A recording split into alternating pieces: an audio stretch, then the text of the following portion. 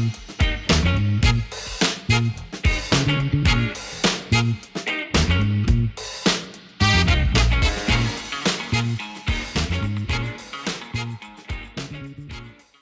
everybody, it's me, Marty, also known as PDawgKnight on the internet, and welcome back to the PDawgKnight channel.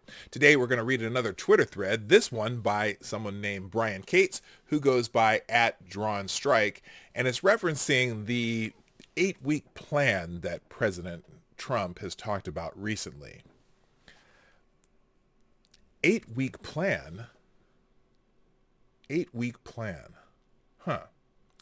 Yesterday, the Palestinian Authority demanded the Arab League condemn the Israel-United Arab Emirates peace treaty, and the League refused to do so. There's a paradigm shift underway, and Trump is in the middle of it. Now, some of you are going, 8-week plan? What 8-week plan? What is this 8-week plan of which you speak? Go back to July 17th, the Rose Garden press conference Trump gave, and roll the tape.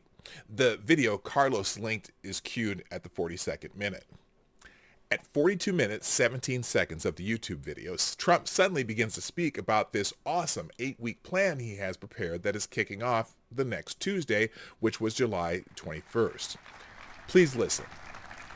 So we have many exciting things that we'll be announcing over the next 8 weeks, I would say.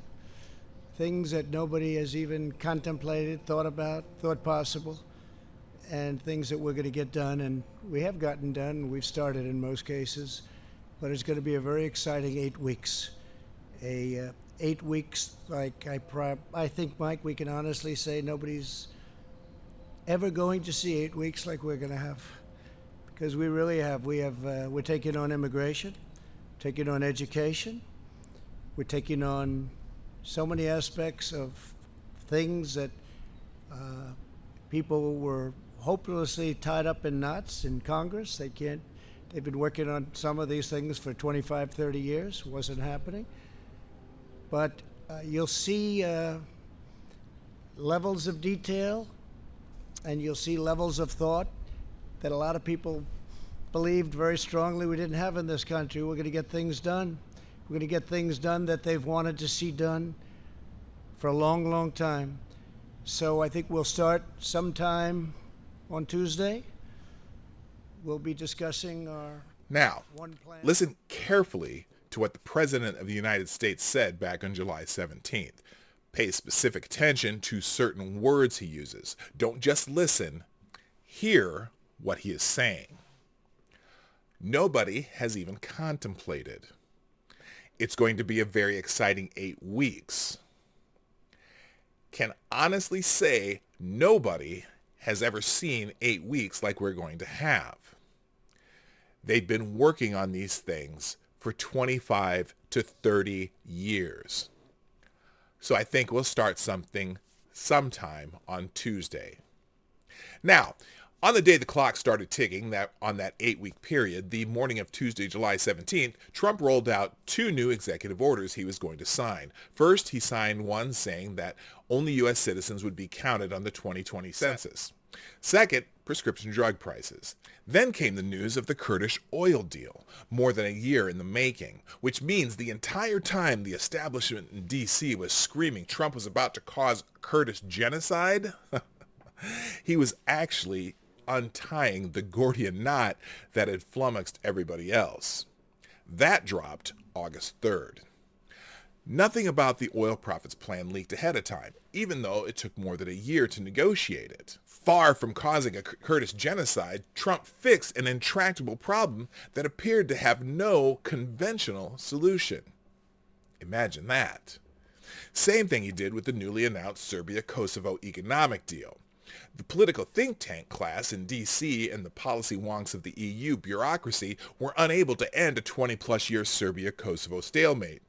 Now the EU is loudly whining that if Serbia-Kosovo move their embassies to Jerusalem, they won't be admitted to the EU. That same think tank establishment class viewed a Russian-backed Iranian nuclear umbrella over the Middle East as an inevitability. The best that we could have hoped for was merely to delay the Iranian nuclear breakout for a few years.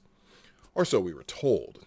And so while the Obama-Biden administration stiffed Israel at every opportunity, it relentlessly sucked up to Iran, Russia, and China, encouraged and urged on by a political elite class in D.C., floating out on a sea of foreign bribes disguised as lobbying and media coverage. Trump is shutting off the foreign money spigot into D.C. from places like China, Iran, Russia, Qatar, certain factions in Saudi Arabia, and elsewhere. At the same time, he's demonstrating the inevitable Russian-Iranian nuclear umbrella was not so inevitable after all. Trump should get the Nobel Peace Prize just for whacking Soleimani as the operational head and de facto commander of a dozen of Iran's proxy terrorist groups. Taking him out not only ended all of the attacks on the U.S. bases and assets in Iraq, it will take Iran years to replace him. Now, following what some believe was the destruction of a massive stockpile of Hezbollah missiles in Lebanon, suddenly peace deals are being rolled out into the open. Deals that were months, if not years, in the making. The balance of power in the region is shifting. The Israel-UAE peace deal, long in the works, goes public. Now Bahrain is going to follow the UAE's example, and I fully expect there will be more. Those who back the Russian-Iranian nuclear hegemony for the Middle East can only watch what's unfolding in stupefaction. I said it 2 days ago in my column at Undercover DC, and I'll say it again now. Give this president a Nobel Peace Prize, and give it to him now. You know who we can thank for what Trump and our allies are doing in the Middle East these days? This Early back in 2009, he proved to the Saudis that and the rest of the GCC, the Gulf Cooperation Council, he was going to be no help whatsoever in reining in Iran or Russia in the region. When the Saudi king kept trying to talk about Iran and its nuclear weapons program, Obama kept stubbornly changing the subject to Israel. Write this down. The Arab nations of the region do not want to live under an Iranian nuclear umbrella. Obama said it was inevitable. So something changed in the Middle East. Something important. While Obama and Ben Rhodes and Hillary Clinton and John Kerry were focused like a laser on appeasing and sucking up to Iran and Russia to get that precious Iran deal finalized, our allies over there got smart. Keeping Obama mostly out of the loop, the Gulf Cooperation Council, or GCC, began having its member nations coordinate their special forces together. Obama literally forced them to create a multinational force for their own region to handle their own security. By the time Obama left office and Trump won and came in, all this multinational force needed was the proper military equipment and weapons to take on threats like ISIS and Iran. Well, guess what happened? Trump gave them what they needed, and they love him for it. It's no mystery why Trump's very first foreign visit as U.S. president was to Saudi Arabia, where a massive arms deal was made to equip not just Saudi Arabia, but the multinational GCC commando force. The House of War has become the House of Peace, it was sung. Every other U.S. president dictated to the Arab countries what they were going to do. You do this, and you guys over there will do that, and we're in charge, do what we say or we'll leave. Trump was 180 degrees different. He said, you're in charge. How can I help you? To this day, the political establishment has no idea what that Saudi trip signified, what happened during it. They were too busy mocking it and screaming an arms deal with Saudi Arabia was a stupid thing for Trump to do. Trump moved the U.S. military from a leading role to a more supportive role. The locals are in charge. The locals do the heavy lifting. It wasn't really U.S. soldiers leading the way in the destruction of ISIS. Our guys were in the rear or in an advisory role.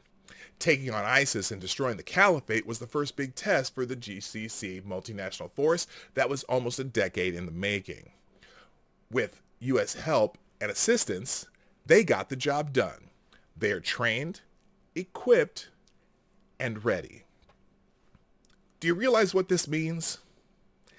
It means the U.S. military can reduce its presence in the region, which is exactly why Trump is following through on his promises to end the Iraq and Afghan military operations.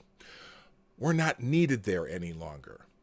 Of course, for every 1,000 U.S. soldiers in a hot zone, there are many, many people who make big bank on their being overseas. Construction, housing, equipment, maintenance. We're talking millions and billions here to defense contractors and others in the establishment.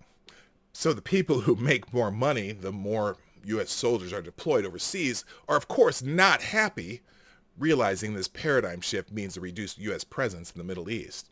They face losing contracts worth millions of dollars. Oh well, too bad. To counter Russia and Chinese-backed Iranian nuclear hegemony in the Middle East, a significant U.S. military presence was going to be required. See where I've been going with this?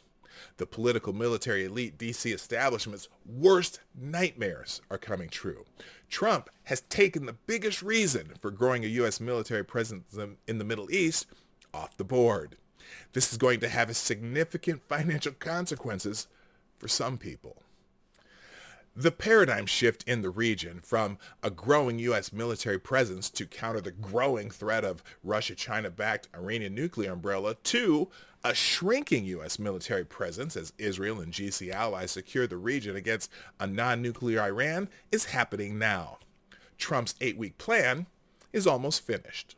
The actual end date of the 8-week period is coming this Tuesday, the 15th. That is the day that Israel and UAE are scheduled to sign their peace treaty at the White House.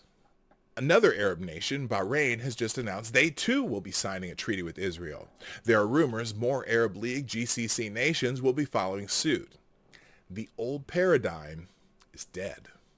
Long live the new Trump paradigm. 4 more years. 4 more years. And that's the video. Let me know what you think, and make sure you follow Brian Cates on Twitter if you're interested in policy. He's great at it. And if you'd like to support the channel, you know how to do it. It's down there, description down below. Take a look.